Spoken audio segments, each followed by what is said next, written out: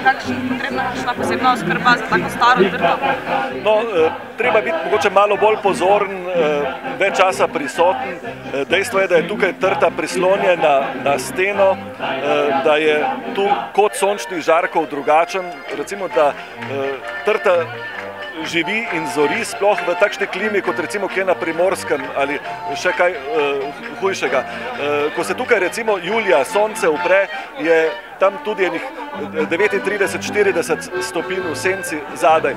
No, tisto, kar smo letos pač prakticirali in se izkazalo kot dobro, je to, da nismo iz cone grozdja odstranili nobenega lista, kar je v vinogradu včasih treba, ampak tukaj pa je to listje lepo senčilo, ščitilo grozdje in šele v sredo pred trgatvijo smo odprli, no takrat je bilo grozdje dejansko tudi na ogled. Bilo je potrebno 8-krat opraviti škropljenje, kar je več kot prejšnja leta, ko smo 2 do 3-krat škropili in dejansko je treba biti ob trti prisoten tedensko. Kako kaže letos, boste pobrali več ali manj kot lani? Letos bo več pridelka, vendar je vsej verjetnosti manj sladkobe kot v lanskem letu. V lanskem letu je bilo več sladkobe, že na meji z jagodnim izborom, tako da bomo kar nekaj stekleničk napolnili za protokolarna darila.